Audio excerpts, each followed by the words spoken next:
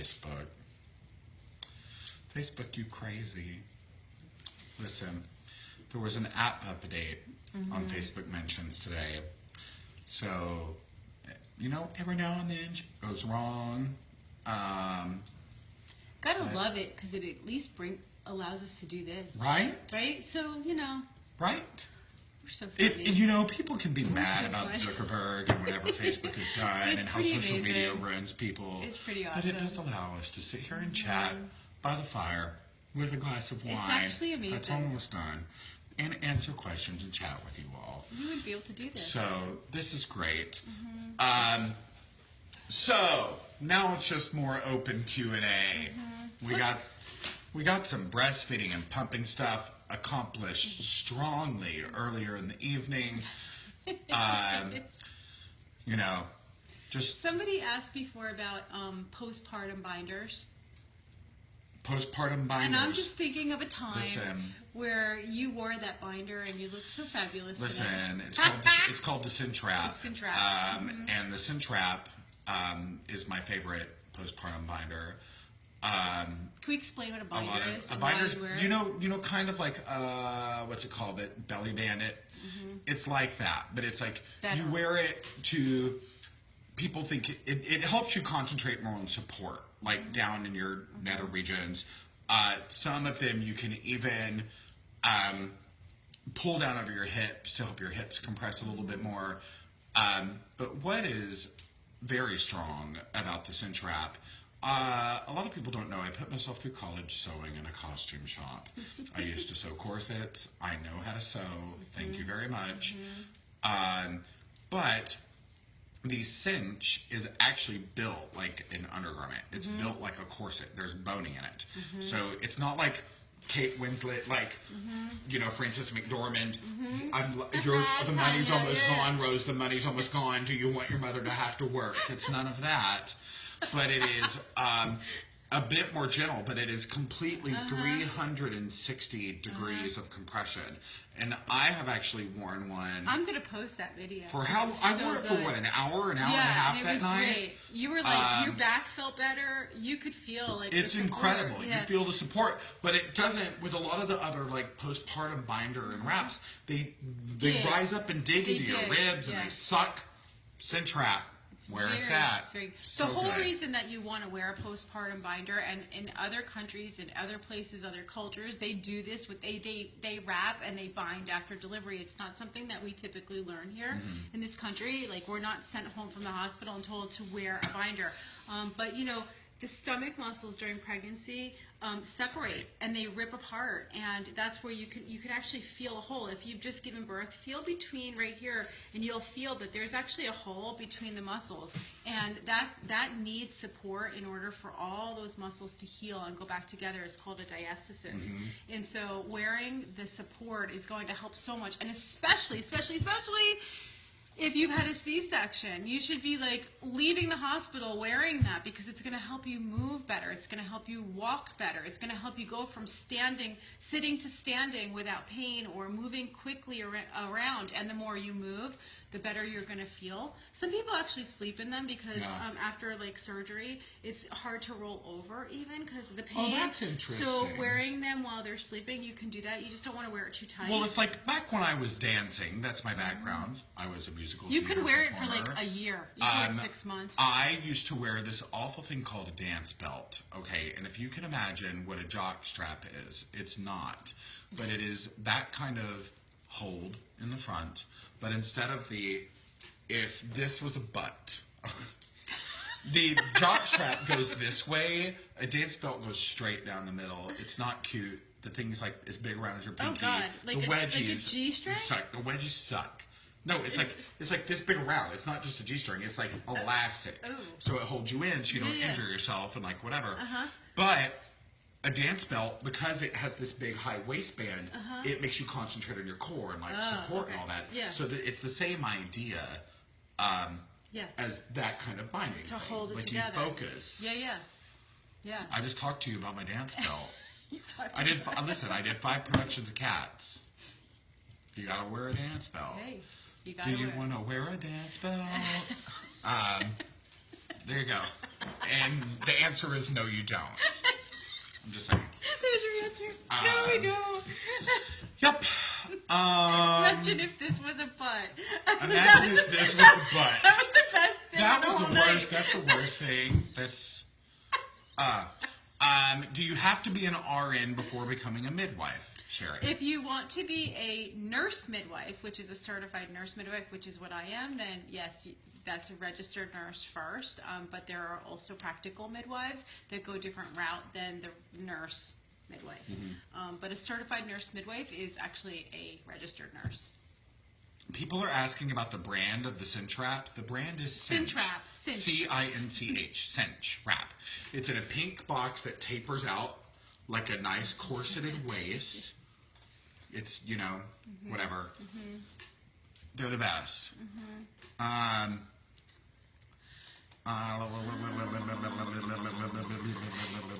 Oh my God, so many questions right now. Yeah, so somebody got one in the Your hospital gave you a binder. Very good. Right? Very good. Do you have to be a nurse to become an LC? No, you do not. No. Like a CLC? No. I was going to go through classes on that just for the education, and I'm certainly not a nurse. There are CLCs and then there are IBCLCs, and to be an IBCLC there are several different pathways that you can use to get there. Many times it's becoming a nurse. Many nurses become IBCLCs because it requires quite a few hours of clinical practice and working with breastfeeding moms to be able to do that, but you can do it in different ways. You do not need to be a registered nurse. I sound like I'm saying sin trap and not cinch wrap. Cinch. Cinch wrap. Cinch. Cinch wrap. Cinch wrap.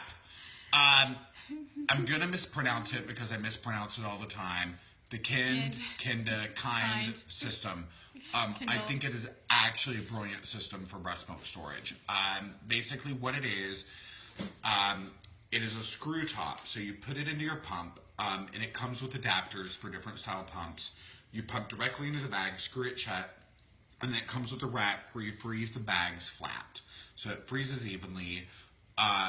When you thaw the milk, there are frames that the bag snaps into and then the nipple snaps on. So it basically is its own bottle. If your baby is used to different nipples, there are adapters that put that nipple onto that frame. But what is really good, a lot of people don't know about the kind milk warmer. Okay, and it is a water reservoir. So you put water in it, the bag goes in, the water goes all the way up.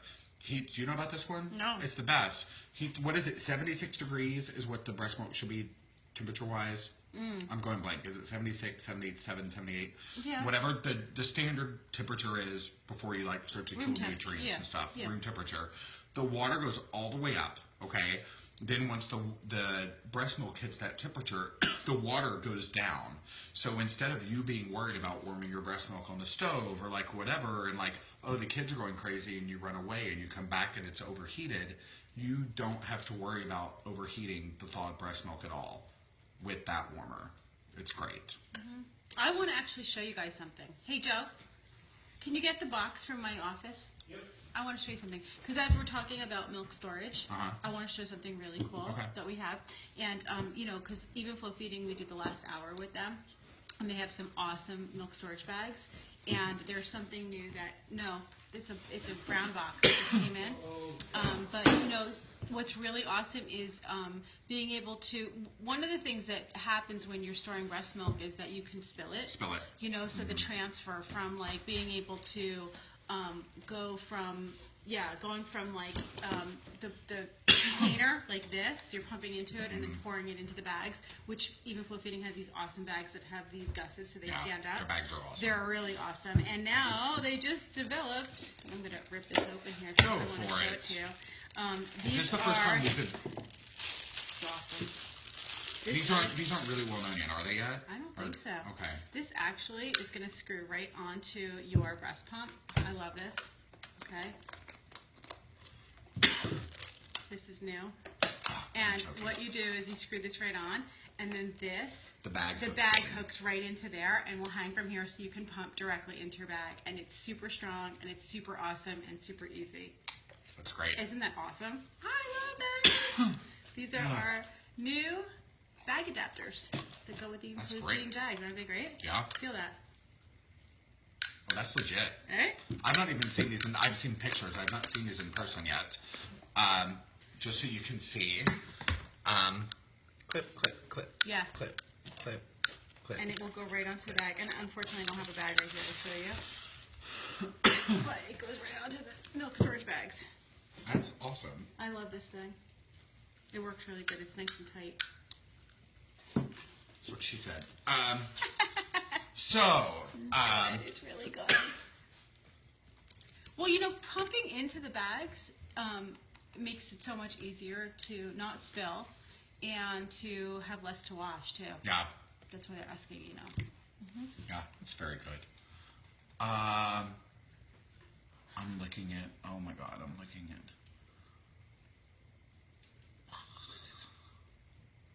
It's cool for people who use bags. Mm-hmm. Yes, some people just pump into bottles, which, great, if you do. Hooray. How have I never seen that gizmo? Because it's brand new. I have connections. It's brand new. So just for shits and giggles, you know what we're going to do right now? Just as a surprise, we have a giveaway. Okay. It's a good one. It's a good one. It's a really good one. Okay. It's a surprise. It's a surprise. It is for the Lullaby Earth Breeze. Great Their mattress. new crib mat. And I saw it, oh my God, about a year ago at ABC. And you played with it with like vacuums and whatever to see how airflow worked and whatnot. Really, really great mattress. Natural. You're not dealing with like chemical flame retardants and whatnot. And the lining that goes over the mattress is waterproof and it is completely breathable. Yeah. It's really, really nice. The mattress has so many great qualities, from having none of the toxins in them, like you were saying, no flame retardants, and it also is nice and firm on the edges too, so that it sits well inside the crib. It's really lightweight, which if you have changed a crib mattress, you know what that's like, especially in the middle of the night when the baby has peed on them. Oh no! Right, so it easily comes up, and they're very lightweight. And the firm edges make it really, really safe. Yeah, especially if you're going to convert into a toddler bed later. A lot of people don't realize firm edges. If your mattress doesn't have firm edges and they're going to convert into a toddler bed, once your kid starts to sit on the edge, it sags crazy and it's a mess. And the thing I think one of the things that I always like to stress about this, because people ask all the time, like, what needs to be organic? What are some of the things, like, when you're thinking of chemicals, toxins? We were talking about this in the last segment about, just the plastics that are out there and the effect that they have as hormone disruptors. To me, mattress is number one. Mattress is number one. It off-gases. And so your regular mattresses are going to off-gas. Now think about it. Your baby's sleeping on it and breathing this in all day, all night while they're sleeping. A lot of people go crazy. It's when I worked in retail, these women would be like, oh, we just spent $2,000 on this crib and we're going to put $40 into our mattress. That's backwards. Backwards, okay? definitely. Your kid's face, hopefully they're sleeping. Hopefully that mattress here is what is organic, or as organic as you can possibly get it, okay? Your crib doesn't have to be necessarily. Right. Okay? Yep. You're fine. Yep. You're fine. Yep. So get a better mattress, get a good crib. Yeah. Skincare products, nipple creams, lotion, shampoos, anything things like that goes in the skin, the mouth, any of that. Or anything like a mattress where it's going to off-gas and they're going to breathe in the toxins. And also the other thing about the Breeze, you were saying about the cover, it's breathable. Yeah. And so that's going to just add to the safety and SIDS prevention and all the other things. And it's waterproof, so it's not going to get, like if the baby pees on it, you're not going to get anything leaking into the mattress where it can grow bacteria. It's all very clean and good. So yeah. So we're not live for 4 more minutes. We had to restart, so we're here for a bit. yeah. I'm going to go ahead and post the link to this giveaway We love Lullaby Earth. here in the comments. Click it, and go enter. Who wants to win? If you don't enter right now, I'm also going to post it. Once we're done with the Q&A, I'm going to edit the post wherever it is on your screen to put the link in the post. So you can just click right through and enter. I would like to say, someone just commented, I'm so sad I had to unfriend you because of the number of annoying notifications I constantly got from your page. You are still awesome, but I'm sick of seeing that you're live 800 times a day. I don't care, honestly. Well, I would like to say something to you. I don't care if you unlike me. I also don't go live 800 times a day, and I also don't run how Facebook works. So if you get notifications, I don't got shit to do with that. Okay? I have no control over the notifications that Zuckerberg sends out to all of you. Okay? I love all of you that are still here. I think I'm fine. I'm fine. If you don't want to follow me, bye. Don't follow me. It's how I operate here. Okay? I often say things that piss people off. My style is not for everyone, and that's all right. Cheers. I think enough people like you. So, I'm all the right I'm people. fine. Look at all the So look at all the happy again, people. I'm sorry if it offended someone. It's not my intention. Mm-hmm. I have no control over that. Mm-hmm. And I would, if I could be live all day, I would. You know I would. You totally would. I never go live anymore. The only reason I don't go live more is because I have to put makeup on. I'm joking. And I don't want to put makeup Joe. on all the time. I need more wine. I'm choking. I need more wine. I'm choking. And if you want to follow, can we just tell them if they want to follow me for Facebook streaming, because I can't get my page to get verified for whatever reason. Facebook needs to verify my page, so I can't stream with you, but you can follow me on my private profile. Just follow. It's Shari Criso. Just follow. And what I'm going to be doing is answering questions as we go, because there's like a million questions here, not just from this stream, but you guys have been posting them on my page every single day. I'm trying to keep up, and I would like to just be able to stream to you. We had a ton of questions during the breastfeeding Q&A. Sorry, I'm fine. Just a little choky. Thank you for that water.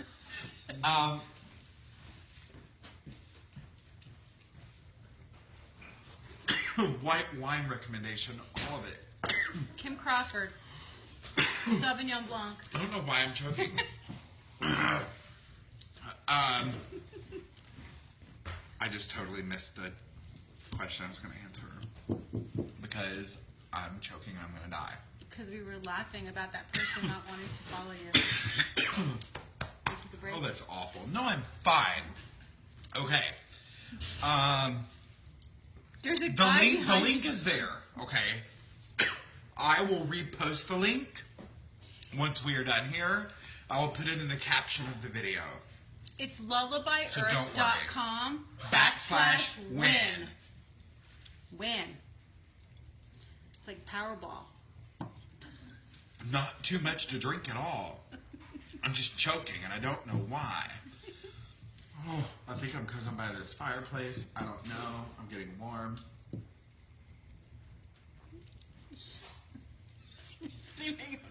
Do babies really pop out after a few? Ask Michelle Duggar. I don't. Do they pop out what? Do babies really pop out after a few? After a few what? Maybe after a few babies, after a few glasses of wine. What's the question? Do they pop out? Somebody's asking me if I'm going to be at MommyCon Atlanta. No, I will not. I'm figuring out. I won't be there either. What MommyCons, if any, I will be at this year. My schedule is just completely nuts this year. I have 34 speaking events this year already. So I have to schedule things. So somebody's asking what the clip was called again. This is called the Even Flow Feeding Milk Storage Bag Adapter. So these go with the Somebody just said my mom had 11 kids, none fell out. None were like, hi. Did you pop out? No, I don't. After a few? Babies don't pop out. Well, I mean, you have to. Let's get disgusting here, since we're all family. If babies popped out after you'd had a few, what about pooping? It's a sphincter. Yeah. It's the same idea. Yeah. If you poop 6-7 times in your life, it's not like sometimes you're like, I just pooped. It's a little different. Okay. It's a little different. It's a little different. Different. Well, they do come out faster. They don't pop out, but they do come out faster. What I've noticed as a midwife, I delivered 600 babies in my practice. That's as a midwife. So I've and that was 600 that I delivered, but then thousands that I was with as a labor and delivery nurse for 8 years. But in the 600 births, I would say that first babies took longer. Hold on. Second babies. Erica. Yeah. Thank you for that. By the way. What'd you say? I just saw a very nice comment. Oh, good. You Yeah. had a nice comment. Second babies tend to go quicker, and then third babies tended to go a little slower again. The labor went a little slower, sometimes can take a little bit longer, and then the delivery can go really quick. But each delivery usually gets, the birth itself, after your first one, is usually faster and faster. I had a 22-hour labor with Jade, who just turned 14, and a 27-minute labor with Talia. 2.5 years later. She popped out after a few. She fell out. Somebody said, what events will I be at in the next few months? I have a Gearapalooza February 6th in Austin. If you go through the photos on my Facebook page, I have all the dates that we've released so far. I put up as photos for Gearapalooza. We have not announced Nordstrom dates yet, and we have a lot of those as well. So yes, I have a lot of Gearapaloozas and Nordstroms this year, which I'm excited about because I love those. Somebody asked as a midwife, did I deliver VBACs? I did a lot of VBACs in my practice. In fact, a lot of my clients came to me seeking to have a VBAC, which is a vaginal birth after cesarean. And so it's really, really doable. And unfortunately, a lot of physicians don't discourage moms from trying to have vaginal deliveries after they've had a cesarean section. But, it's really the liability that's changed, where they've gotten more scared of these lawsuits. It's not because it's become less safe. Yeah. And that's what I really want to say about it, is that, you should really try to, if you're a candidate for a VBAC, you should really try, because I had so many people successfully VBAC, and it's so much better. Yeah. My sister had 2 VBACs after the twins. Yep. One was with Dr. Hartung in Wisconsin, who's incredible, and he's magic. I talked with him for a bit. I was my sister's birth doula with my nephew. And I wasn't there for the actual appearance, but I was there for everything else, just because the last minute I had to leave. But Dr. Hartung, in the room next to my sister, delivered a breech baby, 10 pounds, 1 ounce? Wow. And the lady didn't even tear. Wow. He's magical. Fantastic. He was magical because he was trained. Yeah. And a lot of doctors are Older not. guy? Yeah. Yes. But they're not trained to deliver breech and things anymore, and it's terrible. Exactly. Somebody asked a question about do placenta previas correct themselves? So I just want to comment about that. Yeah. Placenta previa is when the placenta is actually growing over the cervix, or has embedded itself into the wall of the uterus where it's covering over the cervix. That's a full placenta previa, and those do not correct themselves. That's actually, you would actually have to have a C-section. You can't allow the cervix to dilate because you could hemorrhage. But what does correct itself are low-lying placentas, and so lots of times during pregnancy you'll have, you'll do you'll have the ultrasound done, and they'll say you have a low-lying placenta. They may be watching it. It's not that the placenta moves, but if it's embedded into the uterus low down. As the uterus grows, it moves because the uterus is growing and stretching out. And so, yes, that can correct itself. So there's a difference between low-lying and complete placenta previa. Complete previas cannot be delivered vaginally. Fair. Just want to answer that question. Uh-huh. It's been a while since I answered that question. Brittany is going to Disney World tomorrow. She thank you for saying you adore us. We have fun. We have fun here. Teething necklaces and amber teething necklaces. I'm a fan of amber. My sister used them with all of her kids. A lot of people do get worried with the amber teething necklaces. So at night, if you take them off, wrap them around their ankle or something. But or just leave them off at night. And use or just them leave during them the day. off. Yeah. Have you ever had any births in caul? Births what? In caul. In the caul. Like the one in the sack. Yeah, absolutely. Yeah, very cool. And I mostly did hospital births, but a couple of home births, and there was one during a home birth that, yes, we had. Underwater. That's very cool. Very cool. Hi, Laura. Best convertible car seat. Honestly, car seats are such a dicey issue anyway. The best car seat is what fits your budget, fits your car, fits your kid, that you use properly every time. And I'm still choking. I have my favorites. I can make arguments for those car seats all day long. So I love Kleck. I love Peg Perico. I really like the Kiko. Diono. There are sadly car seats in Europe that we can't get here that are wonderful. So, you know, there are good car seats everywhere. The Graco Forever is very good.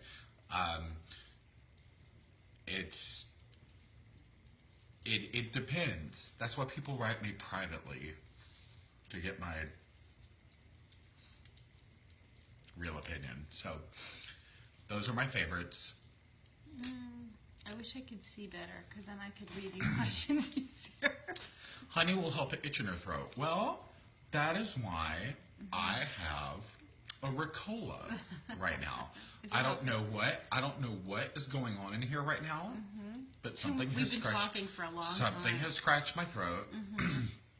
So, somebody said thoughts on delayed clamping.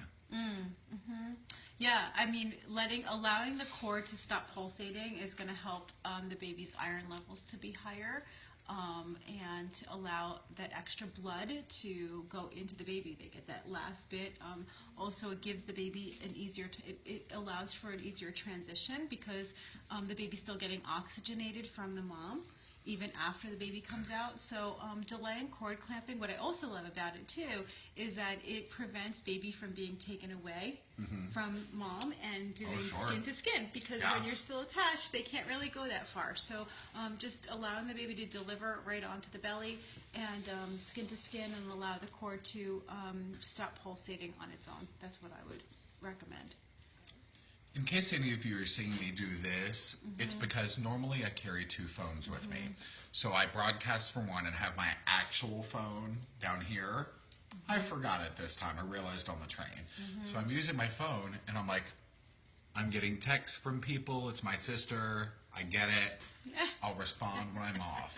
So everyone who's texting me right now, I'll get to you shortly. So many things passing through here. Oh my God, oh my Lord. This is such a different, oh my Lord. Typically during a C-section, depending on the physician, they're not going to delay cord clamping, although they could. it really is something that you want to talk about with your practitioner, with your doctor, with the surgeon before the C-section. There's no reason that they can't do it, but typically they're going to pass the baby over to the neonatologist or the nurses during the C-section, so they kind of go a little quicker. So with the thoughts on consignment sales. Okay, consignment sales I'm all for clothing. Used clothing, get it done, it's great. Because you are getting clothing that is softer, all the shit's been washed out of them. It's great. Do not do car seats at consignment sales. Never, Ever. Be very careful doing furniture because you don't know if the structure's been compromised, if the product has been recalled. What you're also going to be careful of is a stroller. Basically everything. You don't know if it's been recalled, if it's broken, whatever. So do your research prior. Go in. Now that we all have smartphones, for the most part, we can like Google like what stuff is supposed to look like. It's a little different. Clothing, great. Everything else, be wary. Be wary. Clothing. Somebody asked a question about cord care. That they've changed the recommendations about how to care for the cord, that you just don't do anything with it, that you just let it air dry. No. I personally still recommend using alcohol on the cord. I know that they say that it doesn't really do anything, but what I've seen is that it helps to dry it out faster. That's my personal experience over the years of watching people use it or not use it. And so I can't see how the alcohol actually hurts it, but I have seen cords that take a really long time to come off, and can actually get infected, and using alcohol will keep it dry. So a little bit of rubbing alcohol around the cord. I know they say it doesn't matter anymore, but I typically recommend that. Somebody with a new baby just asked me that question. All right, that's valid.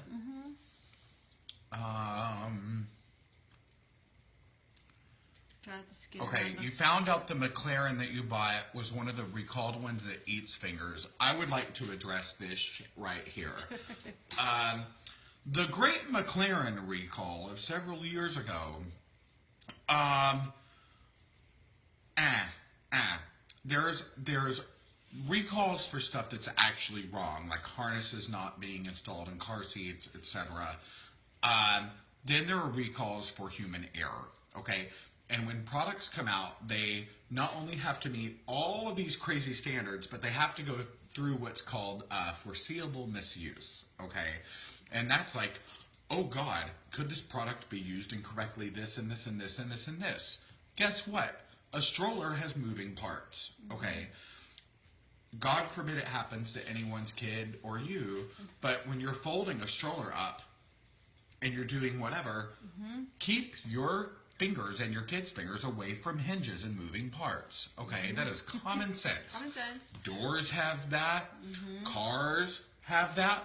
They're not recalling Hondas because people slam their fingers in car doors. Okay, so this McLaren recall that happened years ago, and it all went nuts. Cost them $1 million, and like all the other umbrella strollers are suffering from it. It's bullshit. Okay. I would testify at a court with that. I don't care. It's bananas. So if you have an old McLaren and it's still working fine, you're good to go. It's that and like the Bumbo recall. The Bumbo recall was also stupid. So read labels. I'm going to answer a question I saw. We're going to go back and forth here because sure. then I get to see some. Sure. On staying calm during an unmedicated birth. Okay. Okay. Many different techniques, many different tips that I can give you. I'm going to give you one really good one: water. Whether that's getting into a tub or into a shower. You may not want to be in a tub. I know personally, I get really hot sitting in the hot water. Not everybody likes to be submerged in water, but the shower was amazing. Water just soothes everything. And it just, I mean, my patients, when I was doing deliveries, I'm not doing them anymore, but back when I was, I would have everybody in the shower or in the tub. And I would say water is one of the best things for labor. You know what I thought was interesting? Because I went through all these childbirth classes where I worked. And you forget, like, to labor properly, on your back is not your best position ever, okay? Because your baby actually has to go up a ramp, basically. So in a squatting position, it's very good. So go sit on the toilet. The toilet's great. The and toilet it's cold. is a great and it place to feels sit. good. And it takes the pressure off your perineum and off the rectum and everything else, and it just to sit on that hole. Maybe hospitals should start having squatty potties in L&D. Like, squatty potties are a very good thing. A lot of the beds actually break apart like that, Yeah. where you can actually sit on them, and they're in a hole, and they have bars where you can kind of yeah. squat and hold on to the bar, or just, you know, get down on the floor too. I think a way to also ease any kind of anxiety and relax is to take classes. Like, you know, I found it very odd when I worked retail for 5.5 years at 2 different stores. Women would come in and be like, I don't know what I'm doing. I'm having a C-section in the morning, blah, blah, blah, etc. And at the end of the day, I do not care how you deliver a child. I do not care how you birth. What I find interesting is how you plan for it or how you do not. And you will plan. If I was going on vacation, I would plan for a vacation for months and months and months, like a good vacation. And I dealt with people that were having a child who were like, well, they do more research when they're like going to go buy a car. Yeah. Or, you know, than like, it's like, no I don't understand. And like, when I first started at Bye Bye Baby, a lady came in and was like, I know. I'm having a C-section at 6:30 in the morning. I've heard I need diapers and a car seat. And I was just like, what? It's kind of nuts. And I barely knew anything. I had God, sisters 20 years younger, so I kind of knew like how to walk her through the store and get stuff. But I was like, you've had all this time to prepare. And I get everyone's circumstances are different. Whatever, she may have had a time crunch. Yeah. But what? Well, you know, and one of the other things that is really important too is to deal with not just the, like, when you're going through classes or you're going through preparation for birth, to not just go through the stages of labor. So many of the classes that you go to talk about, like, dilatation, effacing, and you learn about the logistics of birth and not really about the mindset of birth. And I think when I used to teach my childbirth classes, we used to teach when we had the store. Actually, Joe, my husband, and I used to teach the class together as a couple, which was awesome. The name of the class was called Surrender. And we literally didn't go over much of the logistical parts of it. They would go to other childbirth classes for that. This was really intended to talk about the fears that come up when it comes to labor and birth, because fear is has such a huge impact on how we birth. And when you think about how women talk to each other, how you see it in the media, how you hear about birth, and it creates so much fear to actually go through it. And when you are afraid, and hospitals in general, when you know, you walk into a hospital, when do you normally walk into a hospital? It's usually when you're sick, someone's hurt, someone's dying. So the connotation of like, okay, I'm in a hospital usually brings up a lot of anxiety and fear. Fear releases a hormone in your body, like that fight or flight, and it releases the adrenaline, which adrenaline actually works in opposition of the hormone that causes contractions, oxytocin. So it stops your labor. So how many times did you hear somebody say, I was contracting, I was doing really good, I got to the hospital and everything stopped? And that has to do with the fear. So not addressing your fears, not thinking about it, you know, trying not to deal with it until the moment is the absolute worst thing that you could do. You want to talk about it. You want to read about births. You want to hear from people who've had great births. Those are not the ones that are usually walking around talking about it. Like I don't know, I wouldn't like to scare each other. There are great books. The Big Book of Birth by Erica Lyon, From the Hips, is a great one that my friend Corinne wrote. There are great books about delivery. And, you know, it's like we're talking about oxytocin. Well, I did not understand fully. Oxytocin and pitocin are very, very, very different things. Very different. And doctors will say, oh, you had artificial oxytocin, you had this. No such thing. Oxytocin crosses the blood-brain barrier, and it helps you cope with things differently. Pitocin does not. Pitocin makes you contract. Right. It has nothing to do with it. It's totally different. I just went off on a tangent.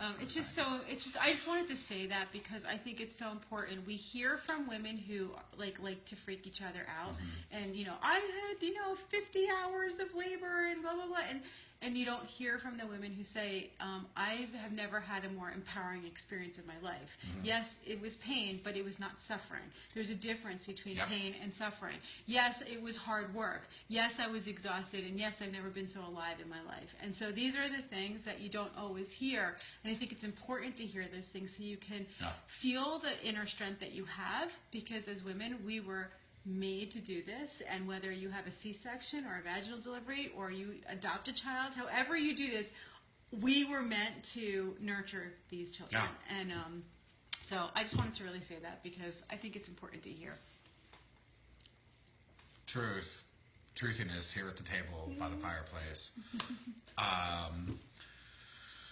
Oh goodness, what else? Best diaper bag for baby wearers. There are hundreds of diaper bags. I like backpacks, so just get a sensible one, or get a bag that can convert from a diaper bag, messenger bag, to a backpack style. There are a ton of different ones on the market. I would think if you're wearing your baby, having something that you could put on your back is going to be a lot easier. Yeah, just depends on what you need. I love everybody's commenting on their amazing births. Yeah. And this is what you need to be hearing and reading. Comment on your amazing birth. Please comment on if you had a great birth experience. Please, God, comment please below. Let people read that. Okay. Definitely. You know, it's my sister had a VBAC with the twins. No, she had a cesarean with the twins, VBAC with Gray, my nephew, and with Veda.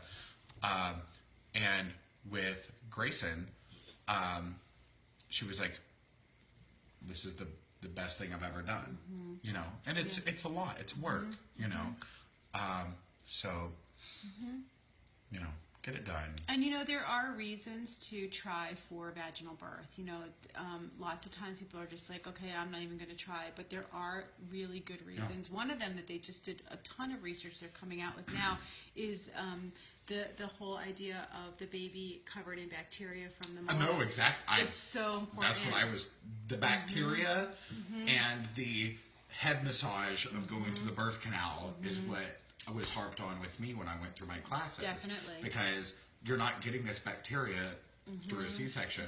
I was watching this whole documentary where they were showing they were doing vaginal swabs during a C-section and then swabbing the baby with the bacteria after a C-section.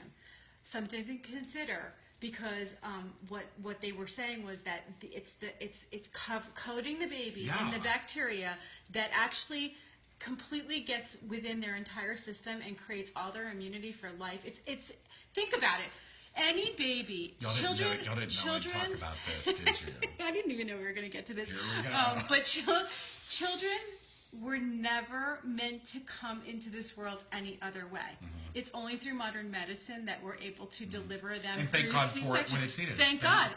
Thank God. But like anything else, we may be missing something that we're just discovering now. And so there are ways to actually replicate that.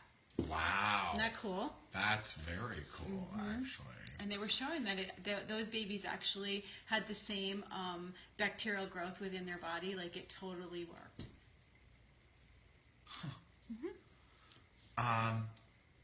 Somebody said, what if you're GBS positive? Yeah. So? I mean, for VBAC? I don't know. That's all her comment GBS was. positive, very, very common. About 30% of the population is GBS positive. If you're not testing positive, it depends on what your doctor decides to do. Some will actually medicate if you culture positive at 36 weeks. So you may get antibiotics in labor. Others will not culture and then just, treat symptomatically, like if you've had prolonged rupture of membranes, if you're less than 37 weeks at delivery, certain things like that, or if you've had GBS in your urine. Those are all criteria that might need antibiotics. It depends on your practitioner, but it would never really make it so that you couldn't deliver vaginally. Okay. Questions. Here we go. You get antibiotics during labor. Yeah, GBS.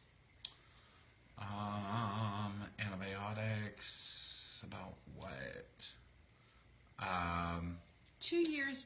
Somebody's asking about birth spacing.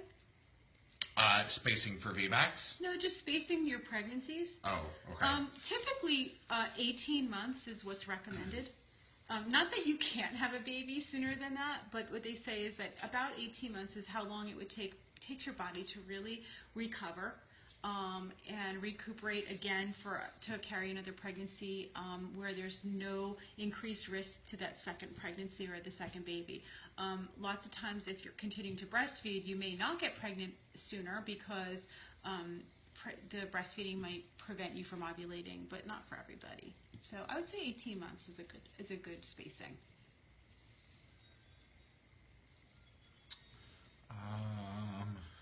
18 months before conceiving or before birth? Conceiving.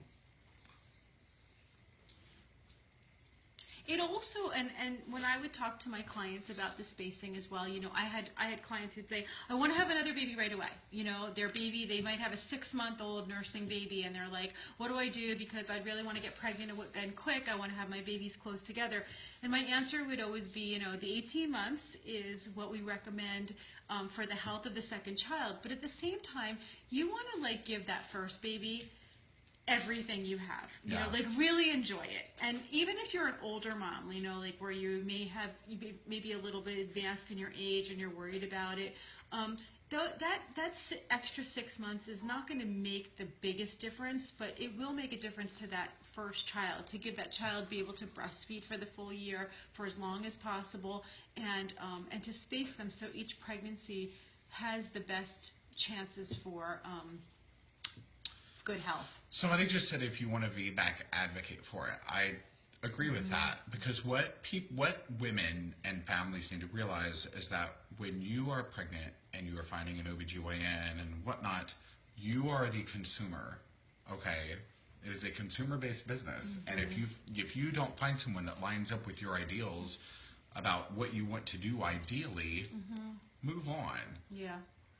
And again, like we were saying before, nothing's changed in the last 40 years, 30 years about that VBACs are not as safe as they were. There's no difference. It's still, the risks are still very, very small. They're still worth it. The risks of surgery outweigh the risks of whatever it is for the VBAC, because there are risks with surgery. And so what's changed is just liability. Yeah. Some hospitals unwilling to do VBACs, some doctors that are unwilling to do VBACs, and I actually do understand it in some ways, because when you think of what doctors actually have to go through as far as their insurance, and I'll tell you, they're paying over $100,000 a year for malpractice. It's going to sway their opinions. I would say that that's where you really need to speak to your practitioner and make sure that they're really on board with what it is that you want. Like she said, advocate for your VBAC.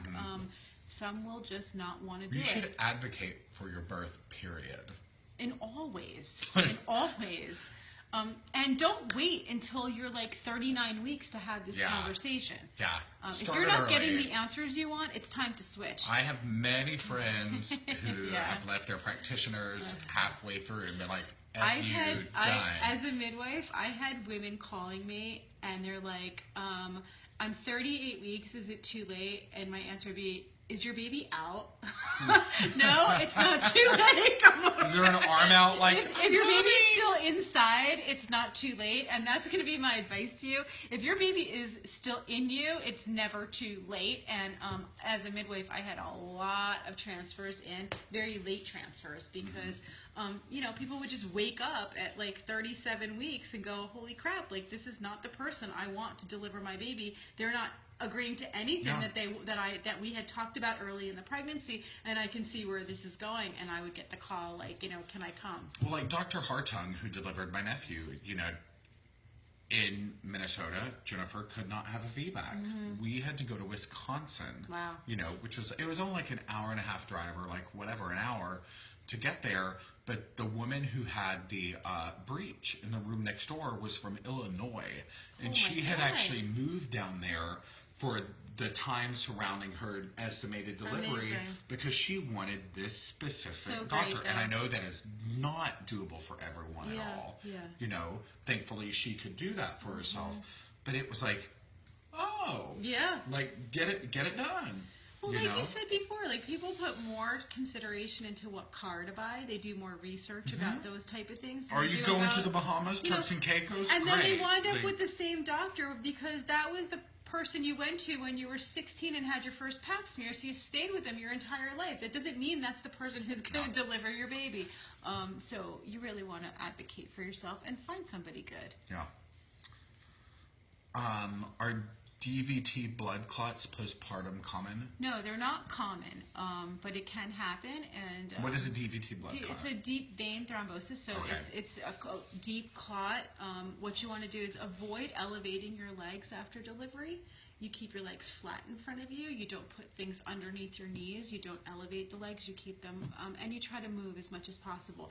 Back in the days when we had, when our mothers, maybe not your mother, but my mother gave birth to me, back in those days, women used to stay in bed for like 10 days after delivery, and they wouldn't move around, and they would get these deep vein clots. And so, that doesn't happen very often anymore because we get people out of bed, we get them moving. So walking after delivery and not elevating the legs will prevent that. An L&D nurse tries to give moms which they want, have the best experience possible. L&D nurses rock. They are the best. I was an L&D nurse for a long time. It was my favorite, some of my favorite years. I was 22 when I started as an L&D nurse. Really? Yes, I was actually 21, 22. I was very young, and I used to work the night shift. So I'd show up at 11 o'clock at night, and those were back in the days where we did 8-hour shifts. That now they do 12-hour shifts, and I used to do 5 nights a week all night long. So 3 in the morning, we'd be eating lunch and hanging out, and I was in a hospital where we had no residents. It was this very small community hospital, and there were 2 of us in L&D and no doctors in the building the whole night. So we used to do deliveries all the time because moms would come in and wind up delivering before anybody could get there. And it was one of the reasons that I decided to go back to school and become a midwife, because I was already doing these births. I said, let me go back and learn what I'm doing here. And then went back to the same hospital, opened my practice, and I was there for another 8 years. Doing deliveries at the hospital. I guess I didn't realize you'd started there. But I loved being an L&D nurse, and I love L&D nurses. They're amazing people, just so caring. And so it takes a lot of, you have to really love your patients, and you have to really love working with people when they're in labor. It's a hard time, and one of the hardest things about it was meeting somebody for the first time while they're in labor, and trying to understand, like, who is this person? What is it that I can do to help you and have you have the best experience? And I'm still friends with some of the people that I was with. Awesome. Yeah, and they have grown children now. I think, I look back at, like, when my sister had Grayson, and it was like, they had a killer staff there, and like Jennifer clearly was there, Kyle was there, and because I'd gone through all of these classes, again, educate yourselves, but as their doula position, I was there to be like walking them through everything and be like, these are like different positions we need to get on. I'm going to press on your hips, Kyle. This is where you hit the hips. We're going to go on a walk. We're going to do all this stuff. And it was so cool to be a part of, like, I've never experienced that in my life. Right? And to like be like, her body is changing, and it's very primal, and it's it is. I wrote a post about it, and it's like that. To me, that is the last primal thing we really have. It's amazing. Is that. It's amazing. And it was like, to watch Jennifer transition through everything and be able to help in some way. It was crazy. It was the craziest I thing used ever. to cry. I mean, I did it for a long time, and like I said before, I did 600 deliveries, and I cried at every birth. I mean, I was the midwife, and at first I thought, am I not supposed to do this because I was so emotional? There's no way you but could. it's There's no way you it's such an couldn't. emotional thing, and then after a while I realized that that was not about being professional, unprofessional. You're experiencing something It's with being somebody, present. being completely present, Yeah. and I felt them, and I felt. Oh, there we go. I just felt gratitude for having that privilege of being able to be with a woman at that moment and to guide her and to help her. And so I cried at every birth. It was amazing. No, I don't blame you for it. Somebody just said, is this the last session?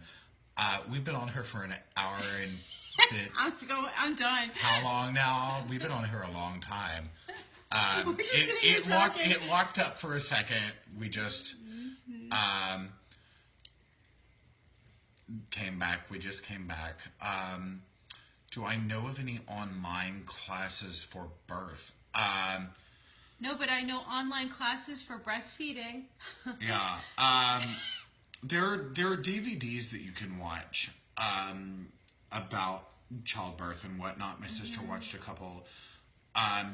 But what I learned working at the birth education center that I worked at, it is so important to go through education like that with people if you can, because they will have questions that you will not think of. You develop a bond with everyone in your class. You're all due around the same time. So it immediately kind of starts a support group from the get-go. And it kind of in the same vein, a lot of people always ask me, like, if their partners should take breastfeeding classes. Breastfeeding classes are not just for women. No. Every single partner of a breastfeeding mother or a mother who thinks she will breastfeed should take classes, because mama's going to be tired. She will forget shit. And to have somebody else there that's like, this is what we need to do, like, blah, blah, blah, blah, blah, this is what's going on, is very, very important. Totally. So. And I'm going to give you my website because I tend to not let people know that I have the classes available that they can actually take, and I think it's super important. Yeah. And if you've enjoyed listening and the education, then you're going to really, and you liked hearing what we were talking about tonight, you're going to really get a lot out of my class. The Simply Breastfeeding class, if you're pregnant, I cannot recommend something more to you, for you and your partner to watch before delivery. And then also in the hospital, you can watch it streaming. You can watch it after your baby's born, and also the breast pumps and briefcases if you're going back to Watch work. it way before. You Watch definitely want to. times. This is all online. I used to teach them live, and then we filmed them, and now they're available when you can watch them anytime. So you can go to my website, which is mybabyexperts.com. That's plural. I will link to Give that as the well. link, right and at this I video. honestly feel like it's really important for us to mention this because so many of the questions that came up in the first session and then even later, and every time we've done this, are answered in that class. Yeah.